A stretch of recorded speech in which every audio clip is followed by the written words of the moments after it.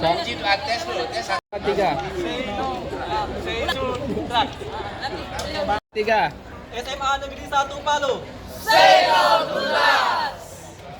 Oke.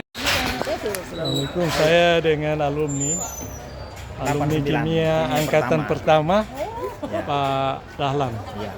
Ya, beliau kepala sekolah dari SMA Madani ya. Iya. Tadi kami narasumber di penyuluhan narkoba dengan RRI dan BNN. Saya kebetulan diundang dalam kapasitas sebagai pengajar mata kuliah pendidikan karakter di Fakultas Hukum kelas pra internasional. Jadi kebetulan ini berkaitan dengan pendidikan karakter.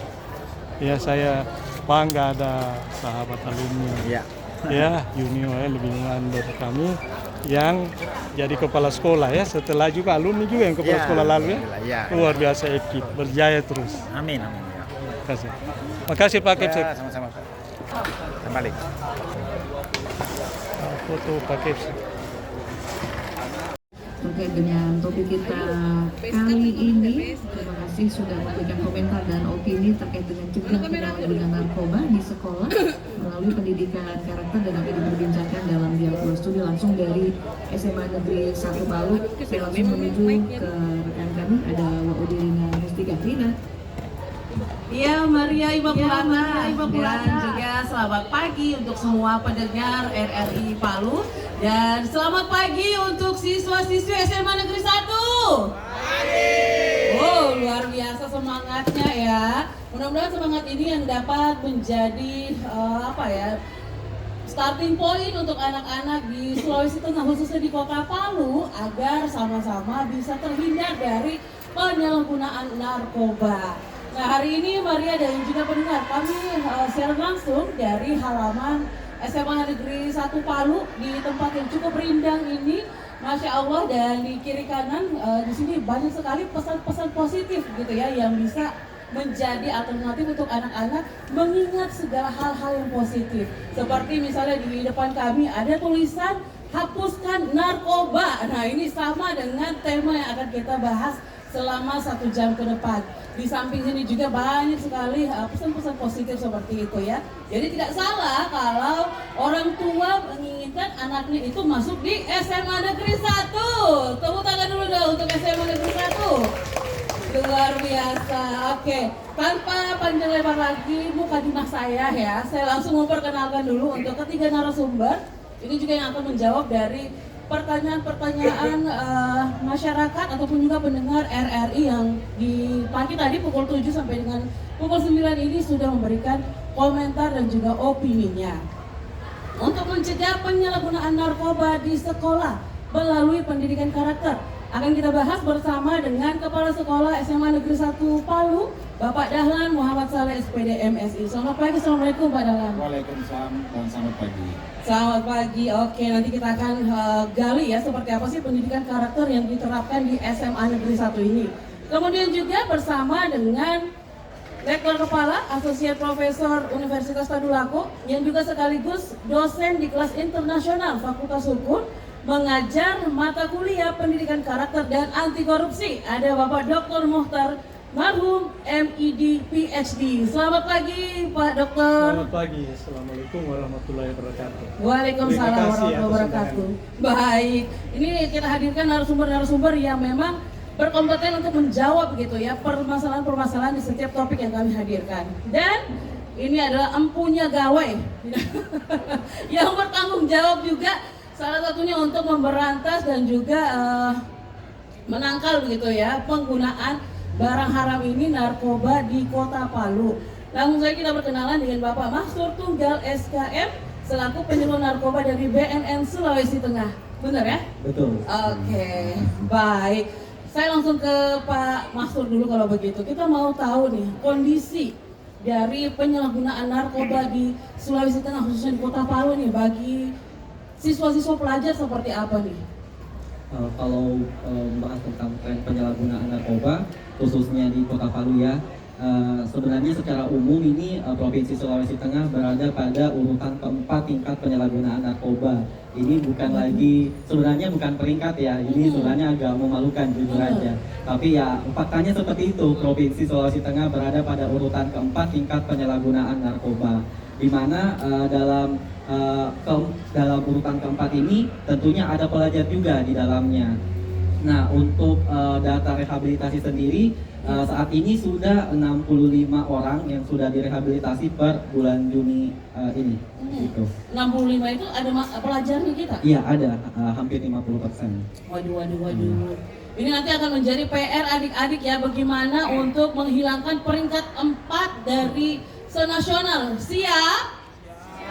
Lemes, kayaknya masih ragu-ragu. Siap tidak? Siap! Nah, itu baru semangatnya anak-anak gitu ya. Oke, nah saya ke Pak Kepsek kalau begitu. Nah, Pak Kepsek ini kan walaupun mungkin bukan siswa di sini begitu ya, tapi setidaknya apa langkah-langkah pencegahan begitu yang dilakukan dari SMA Negeri 1 khususnya pendalaman karakter bagi anak-anak? Ya, terima kasih. Di SMA Negeri 1 Palu ini seperti yang sudah kita lakukan untuk mencegah ini adalah yang pertama itu adalah menanamkan nilai-nilai keagamaan. Ini penting sekali karena di dalam penanaman agama ini semua sudah mencakup apa-apa yang harus kita lakukan dan apa-apa yang kita hindari. Jadi ini memang yang benar-benar pertama kita perkuat di SMA 1 Palu. Itu salah satu yang kita lakukan di sini. Kemudian hal yang lain ini adalah penanaman disiplin. Nah, disiplin memang di sekolah kita tahu bahwa memang anak-anak kita tidak sepenuhnya di sini. Tetapi ketika mereka berada di lingkungan sekolah, maka kita benar-benar menerapkan bagaimana siswa itu berlaku disiplin di sini. Nah, termasuk hal-hal yang terkait dengan tanggung jawab mereka, apa yang harus mereka lakukan di sekolah, baik itu terkait dengan mata pelajaran atau hal-hal yang lain. Nah, selain itu juga kita memberikan mereka ini hal-hal yang sifatnya mengisi, ya, dari kegiatan ekstra yang kita lakukan di sekolah, itu kita memberikan ruang yang baik kepada anak-anak kita sehingga mereka tidak memikirkan pun terhadap hal-hal yang seperti itu jauh. Nah, ini yang kita coba lakukan di sini. Di samping tetap kami selalu berpesan dulu kepada guru-guru kami untuk selalu mengingatkan bahaya-bahaya narkoba yang ada di sini. Dan alhamdulillah sejauh ini juga hampir kita tidak mendapatkan anak-anak kita yang terlibat dalam hal seperti itu. Oke, tepuk tangan dong kalau seperti itu. Ini kan suatu kebanggaan bahwa di SMA Negeri 1 zero untuk narkoba, bisa dikatakan bersinar begitu ya, bersinar narkoba. Saya ke Pak Dokter lagi kalau begitu, untuk melihat efektivitas gitu ya, pendidikan karakter dan juga jauh dari penggunaan narkoba ini seberapa efektif sebenarnya Pak untuk pendidikan karakter bagi para pelajar? Iya, terima kasih Ibu Bos dari RRI. Ini suatu momen yang paling spesial dan sangat menginspirasi untuk pencegahan narkoba tingkat pelajar.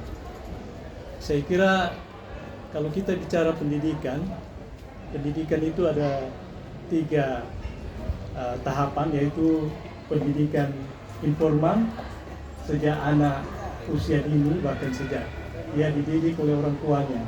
Orang tua menjadi the parents are the mirror of the children. Jadi orang tua jadi, kalau orang tua perilaku bahkan juga ada pengguna, bisa jadi orang tua pemadat anak.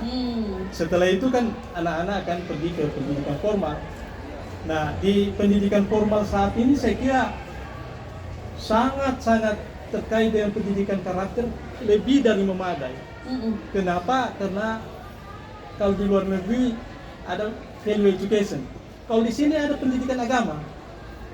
Kemudian kita lihat profil Pancasila, ya, anak-anak menghayati butir-butir Pancasila, kemudian diterapkan melalui implementasi dalam pendidikan. Jadi saya kira kemudian di masyarakat juga ada organisasi, ada pemuda remaja Islam masjid. Itu saya kira merupakan pendidikan, baik itu formal maupun non formal, informal, bisa membekali anak-anak untuk dalam hal terkait pencegahan penggunaan narkoba pada usia pada awal.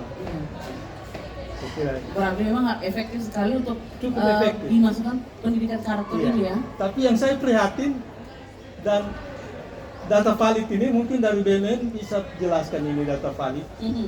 Ini darurat narkoba loh. Kalau kita pada urutan keempat dari nasional. Iya, dari nasional ya. Ini sangat-sangat. Jadi kita ada lembaga yaitu BNN kan.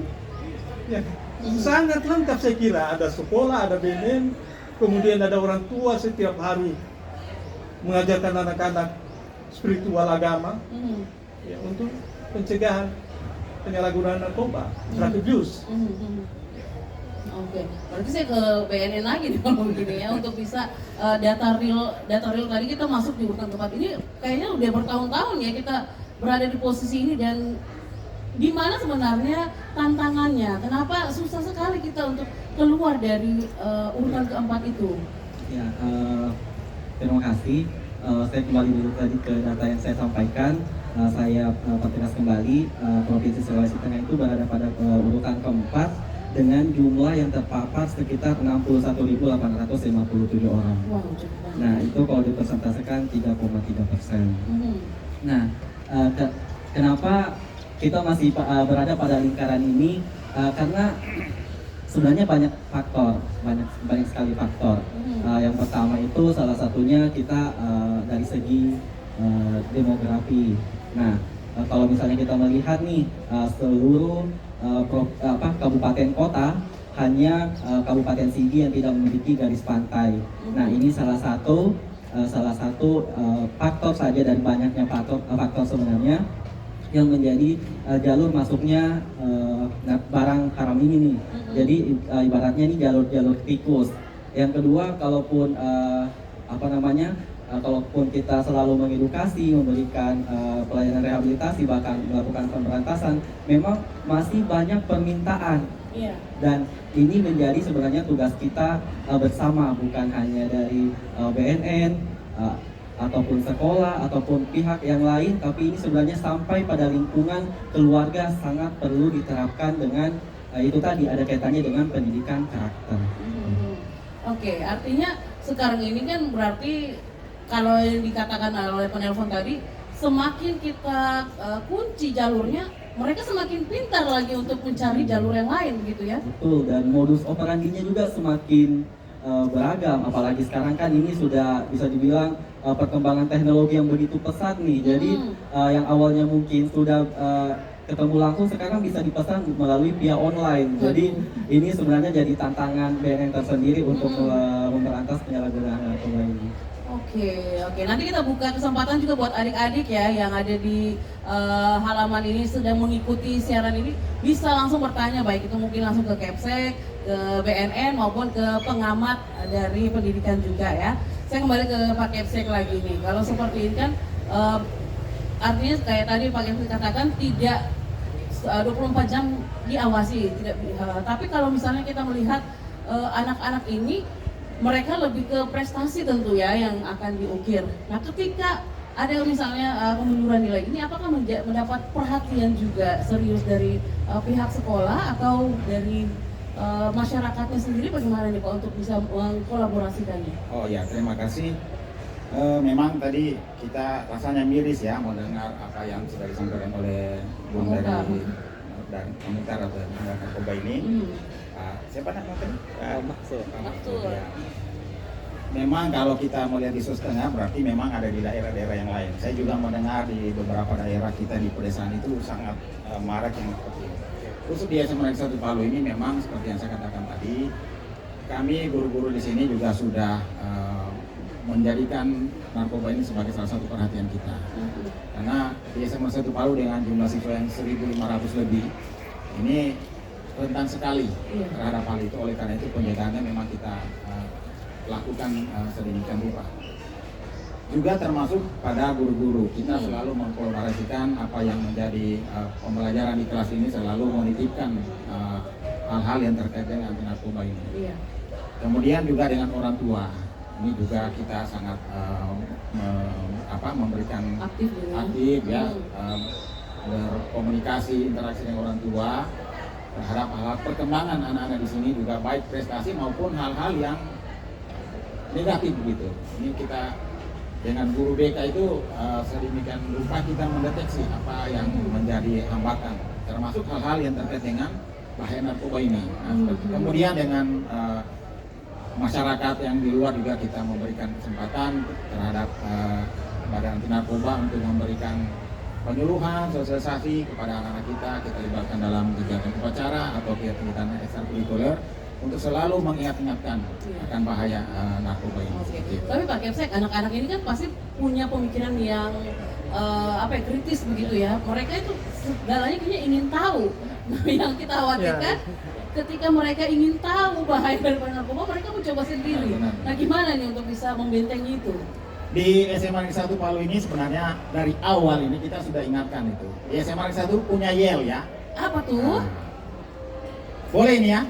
Ini dari sejak mereka melangkahkan kaki di SMA Negeri 1 Palu, mereka sudah harus, dan itu selalu kita kembangkan, kita ingat-ingatkan yang yel ini. Boleh ya? Boleh. Oke, coba kita Perhatian dengarkan. semuanya. Narkoba. Prestasi. Sampai subuh. Semansa. Ini sejak masuk mereka sudah harus kita perkenalkan dengan itu. Karena bahaya narkoba ini betul-betul menjadi perhatian kita di sini. Oh, seperti itu, baik. Saya kembali ke Pak Dokter lagi kalau begitu ya, untuk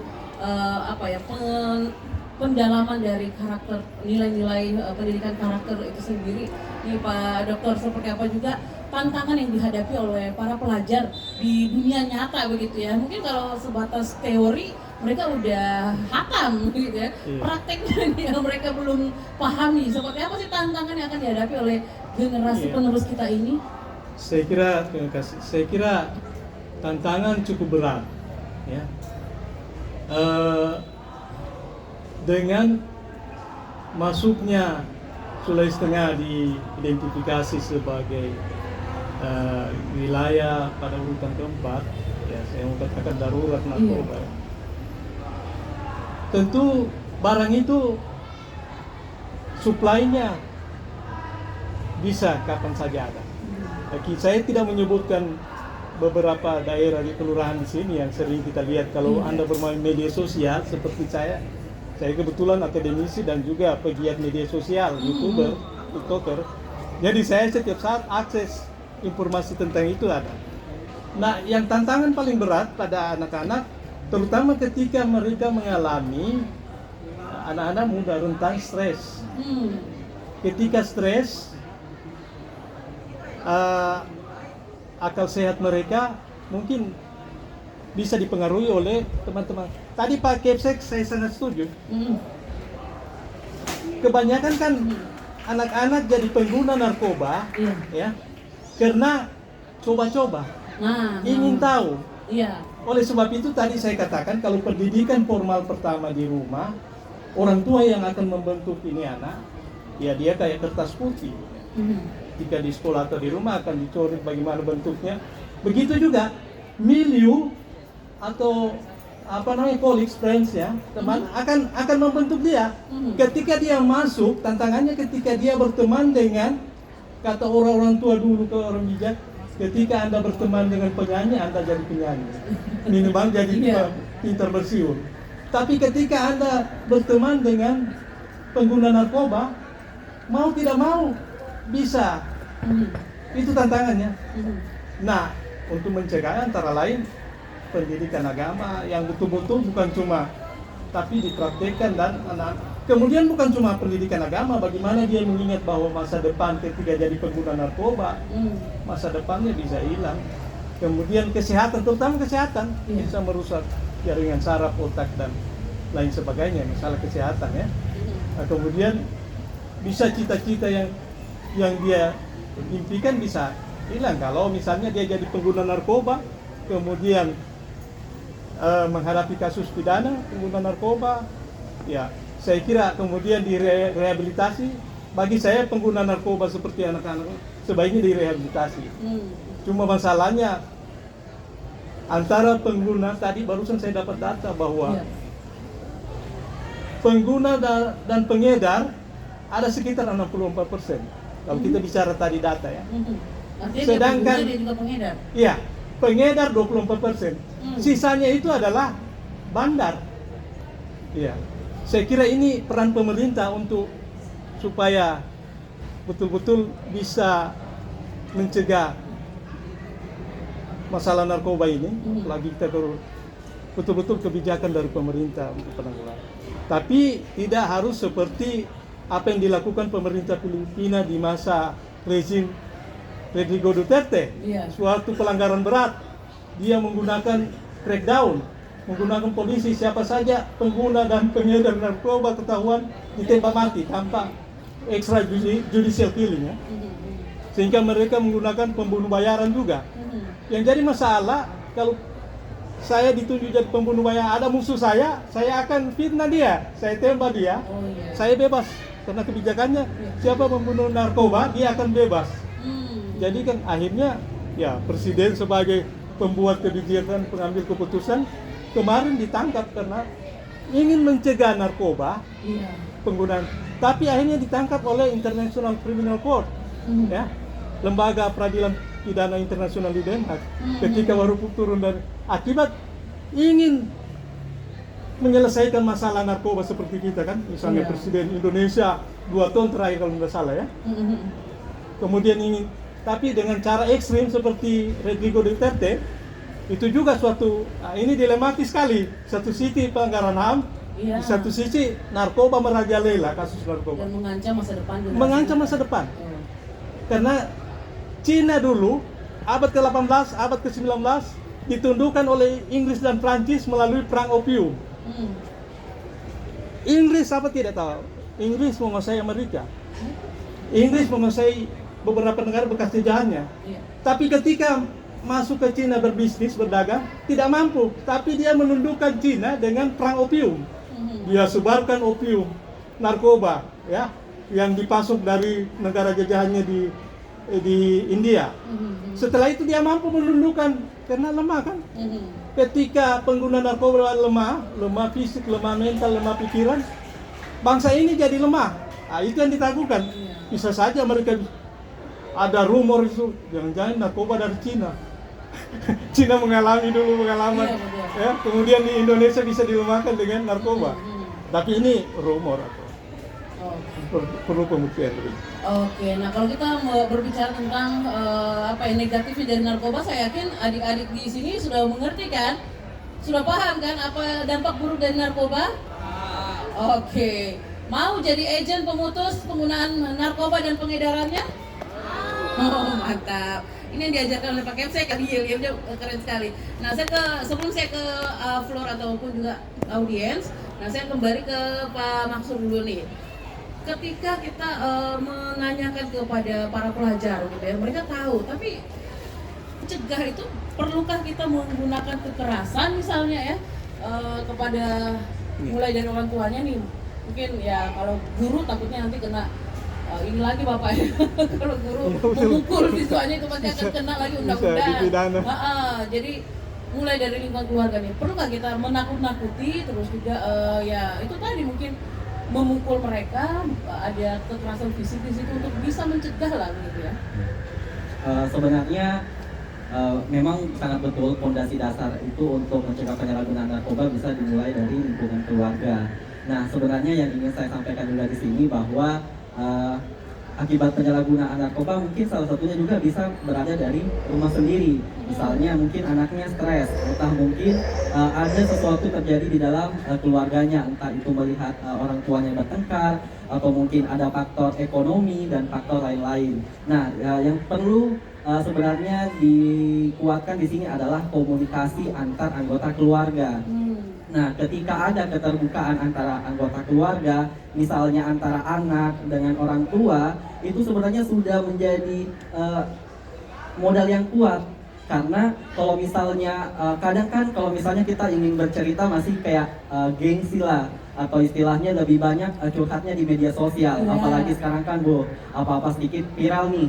Jadi lebih banyak curhatnya di sosial media dibanding bercerita kepada anggota keluarga sendiri. Ini jadi salah satu yang ingin saya tekankan, sebenarnya tidak perlu menggunakan kekerasan, cukup memperkuat komunikasi antara anggota keluarga, membentuk empati antar anggota keluarga, minimal empati pada diri sendiri dulu, nanti pasti akan apa istilahnya muncul sendiri nih empati antar anggota keluarga yang lainnya. Nah, ketika misalnya ada masalah, tidak serta-merta langsung kayak menganggap kalau misalnya saya bercerita kepada orang tua, saya langsung dimarah. Tidak, seharusnya kita juga sebagai orang tua juga kalau misalnya mungkin ada anggota keluarga yang bermasalah, kita tidak menjudge langsung nih, kamu ini memang nakal, kamu memang ini suka bikin masalah. Harusnya kita kayak merangkul dulu nih. Jadi kayak misalnya kenapa, apa yang terjadi, mari kita cari solusinya sama-sama. Sebenarnya bisa dimulai dengan hal-hal kecil seperti itu tanpa harus menggunakan kekerasan. Berarti komunikasi gitu ya. Iya, betul. Nah, kalau di pihak sekolah sendiri Pak Kepsek, untuk siswa-siswa yang punya problem-problem seperti itu, terbukakah ruang, kalau dulu masih ruang BK ya, kalau sekarang mungkin lain lagi nih istilahnya nih? Ya, terima kasih. Masih sama ya. Di sini kalau ada siswa yang punya problem tertentu, termasuk juga terkait dengan narkoba, tapi hampir di sini ya sedikit sekali, atau mungkin hampir tidak ada ya. Setahu kami ya. Nah, itu yang tapi yang siap untuk menjadikan pembimbing untuk mengatur proses ini ada guru BK. Cuma memang kita selalu dalam pembelajaran itu saya selalu menitipkan para guru-guru untuk memasukkan juga unsur-unsur seperti ini, apalagi guru-guru MIPA, biologi, fisika, kimia itu selalu menyampaikan kepada anak-anak apa dampak atau bahayanya terhadap narkoba ini. Jadi memang seperti yang kita tahu kan, narkoba ini memang menyasar anak sekolah gitu ya. Nah, cuma memang di SMA 1 Palu ini kita bersyukur karena memang anak yang masuk di sini punya cita-cita yang baik, sehingga mereka sangat memperhatikan itu. Jangan sampai karena narkoba ini cita-cita mereka terganggu. Karena ada yang mau masuk ke dinas dan seterusnya itu memang tahapan seleksinya salah satunya itu yang selalu kita ingatkan seperti itu. Oke, saya lupa tadi ke Pak Maksud lagi nih kan, kalau tadi komunikasi yang kuat nih, mungkin sesama teman juga bisa saling menilai gitu ya. Betul. Seperti apa sih ciri-ciri ketika mereka sudah mulai terpapar? Nah, kalau Terpapar dulu ciri-ciri ya, belum pengguna aktif gitu ya. Baik. Sebenarnya kalau secara fisik ya, misalnya kita kasat mata melihat, kita masih belum terlalu mengidentifikasi, karena ini juga sebenarnya walaupun tidak menggunakan ada juga sih kadang ya. Nah, secara umum kalau misalnya mungkin di lingkungan sekolah nih bisa dilihat dari kayak misalnya matanya nih, yang kan biasanya kalau sayu-sayu sedikit, nah itu kadang. Nah, kalau misalnya ada goresan-goresan, mungkin kan bisa jadi dia pakainya kayak menyayat-nyayat tangannya, itu kan. Tapi jangan juga langsung dijudge, mungkin kan siapa tahu kena cakar kucing atau apa kan, nggak harus seperti itu. Jadi terus pola tidurnya. Nah, itu kalau misalnya yang menyalahgunakan atau terindikasi menggunakan narkoba itu pola tidurnya itu kayak kelelawar. Jadi kalau misalnya siang yang banyak, ya. Kalau aktif langsung kalau malam langsung aktif. Kalau pagi hari lebih banyak tidur. Seperti itu. Terus kadang kalau misalnya anak yang kalau misalnya di lingkungan dalam satu kelas pasti di anggota kelasnya itu adalah bisa menilai temannya yang ini anaknya periang nih, tiba-tiba jadi pendiam. Itu sebenarnya bisa nih kita tanya. Jadi kita tanya-tanya mungkin ada masalah apa, mungkin ada apa dengan temannya kah, atau di rumah atau yang lain-lain. Terus yang sebaliknya juga ada yang tiba-tiba pendiam, tiba-tiba langsung periang. Nah, itu misalnya bisa di apa istilahnya tidak langsung menjudge, tapi kita bisa pelan-pelan mencari informasi sebenarnya apa nih yang terjadi di lingkungan teman-teman pelajar. Oke, dan memang sekali menggunakan itu pasti akan ketagihan atau gimana, Pak? Iya, karena ibaratnya nih kalau kita berbicara tentang dari segi kesehatan ya, sebenarnya kan saya dengan teman-teman yang lain nih, misalnya pelajar-pelajar dalam satu kelas itu memiliki sistem kekebalan tubuh yang berbeda-beda nih. Kalau misalnya kita berbicara dari segi kesehatan, jadi ada satu orang kayak misalnya dalam musim hujan, satu kali kena hujan nih langsung flu, langsung demam, sama dengan penggunaan narkotika sebenarnya. Ada yang menggunakan narkotika langsung satu kali langsung dapat efeknya kayak nge-fly dan lain-lain. Ada yang berulang kali.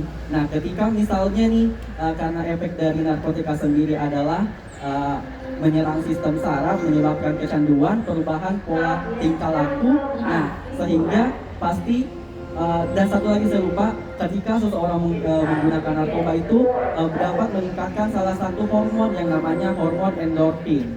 Nah, hormon ini yang menyebabkan seseorang kayak merasa senang, bahagia. Nah, inilah kenapa rata-rata yang memakai adalah orang-orang tanda kutip ya, yang stres, lagi banyak masalah. Karena mereka beranggapan dengan menggunakan ini nih, barang ini, dia bisa melupakan masalahnya sesaat. tapi lupa lagi apa efek yang lain selain dari tanda kutip itu tadi yang membuat anak ini nge-fly. Banyak sebenarnya yang dirusak ya. Terutama itu tadi dapat merusak sistem kekebalan tubuh, sistem saraf hingga sistem saraf pusat. Sehingga apa? Kalau misalnya anak ini tidak memahami dengan baik fungsinya, fungsi kekebalan tubuhnya ini, bisa menimbulkan berbagai macam penyakit ke depannya.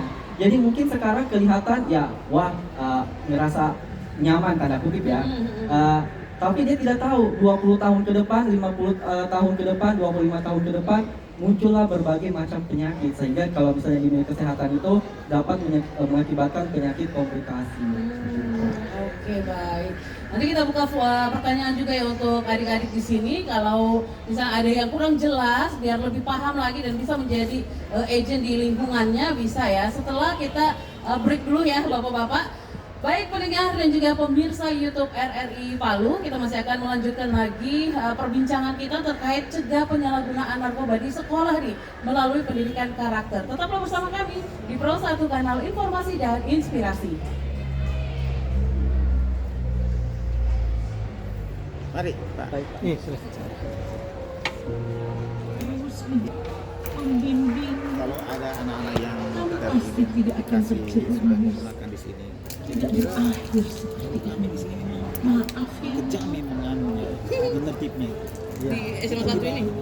Tidak ada istilah pembinaan lagi. Langsung ambil. Langsung di Langsung dikeluarkan, Pak? memang harus tegas dan terukur.